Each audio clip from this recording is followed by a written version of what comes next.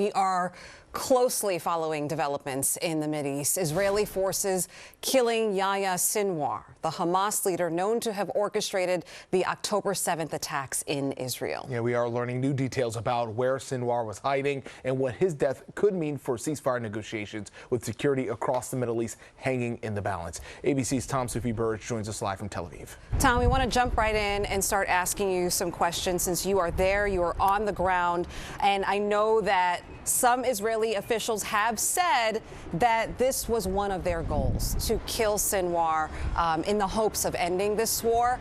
But what do people feel on the ground? I know that you're down there and you're speaking to folks.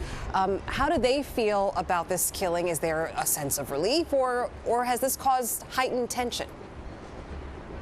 Hey, Charlene. Yeah, I think there is a bit of relief across Israel. You know, look, Yahya Sinwar was not only the mastermind of the worst terror attack in Israeli history. I mean, he was a long-term nemesis of Israel. He spent many years in Israeli prisons.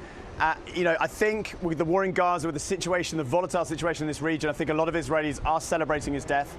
But I've spoken to a lot of families of the hostages, including American hostages being held. Their sort of reaction is a bit more nuanced. I mean, they're not really celebrating. I mean, their focus is on their loved ones who are still in Gaza.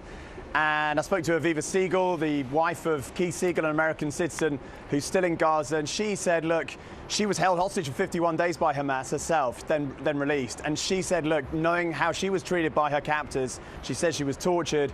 She just fears for what that might mean for Keith. Like, if you know the boss of Hamas has been taken out, how will that impact lower level commanders who are potentially holding Keith and other hostages right now? And she brings a perspective that is very unique. Now, obviously not many experience, but what do your sources say? People you've spoken to within the IDF, are they concerned that this could risk the, something might happen to the hostages now because of this? Or do they believe this brings them closer to a possible ceasefire and release of the hostages?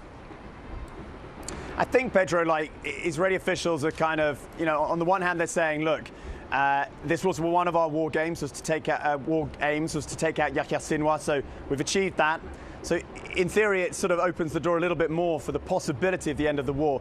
But if you look at Israeli Prime Minister Netanyahu's statement, I mean, he is saying, yes, the end of the war could be now closer, but he's also saying we'll end the war when Hamas lays down their arms. And we're not seeing any sign at the moment that that's going to happen. In fact, if you look at Hamas's statements this morning from senior figures within the organization, they're saying the opposite. I mean, they're saying that the fight will continue against Israel. I mean, they're celebrating Yahya Sinwar. I mean, for most people in the West, in the US, Yahya Sinwar was a heinous murderer.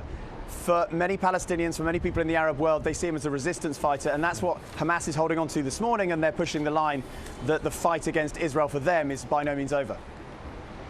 All right, thank you so much, Soufi Burridge, bringing us that insight from on the ground in Tel Aviv. We appreciate you for joining us this morning.